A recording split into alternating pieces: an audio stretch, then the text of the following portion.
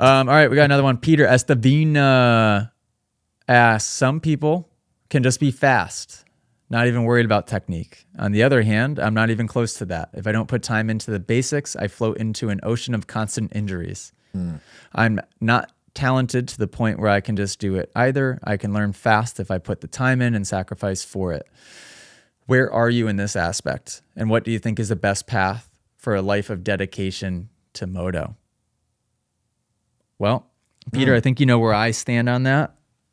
And that is also, though, coming from a person that a lot of people would have said I was the one who, a person that was sort of talented, or maybe it came easy to me.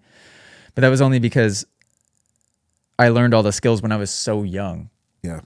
When I was 2, 3, 4, 5 years old. So by the time I was 12 or 13, racing an 85 or super mini, It just and going really, really fast and doing all of these things. But that was part of your natural. it was completely part of me. I could do it better than I could walk already at age 12 or 13 because I'd just done it so many times before then. I do not believe that was I wasn't born with that talent. There was nothing crazy.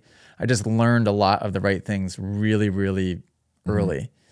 I think there's a lot of people at a local level, and Peter, maybe guys that you're witnessing, that have a lot of a lack of fear, maybe, and can get pretty, there's no question. And I get a lot of pushback here. Hey, this guy just won this race, or this guy can do this, and look at the way that he rides. There's no question that there's many different ways that you can go fast, but for how long is the question? Yeah. Yep. It's almost, for some people, when you watch some people ride, they are almost like a ticking time bomb, and it's okay, when is this guy gonna bite the dust? Yeah. Dave, you were always really good, I feel like, about, for the most part, you were pretty calculated. Yeah, I never took big risks. Yeah, I mean, there were times when you were literally like, David, you have to do this jump. And I was like, no, I'm good. You're like, no, yeah. And honestly, I wish that I was able to, I had, like, my dad, like, he was a huge proponent for the sport. He loved the sport to death, but I don't think he valued the technical aspect of it as much. Old school mentality, grip it and rip it, got to be faster. That guy beat you because he's holding on longer. That's like, pretty much. Like, maybe you're saying he didn't maybe appreciate the difficulty of like what it would take to do that double or that thing. 100%. Or like, hey, I think we did a handful of classes over the years, right? But not like to the extent that you did. I remember you did Gary Semick's class. I remember you did a flat track class at our indoor track where you're in the corner doing circles for like 2 days, and I'm like, what is this kid doing? But like that's why you have a phenomenal throttle control right now.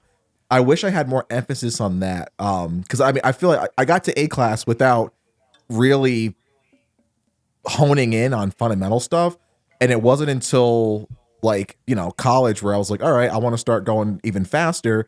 And when you were like, yeah, dude, your elbows suck, your foot placement sucks, you got to look ahead, and all of those classes I did, one after college and stuff like that. But yeah, I wish I would have had that focus on classes and technique, and a lot of people have that option easily presented to them now because of TMA, or whoever else you say is out there. But I feel like through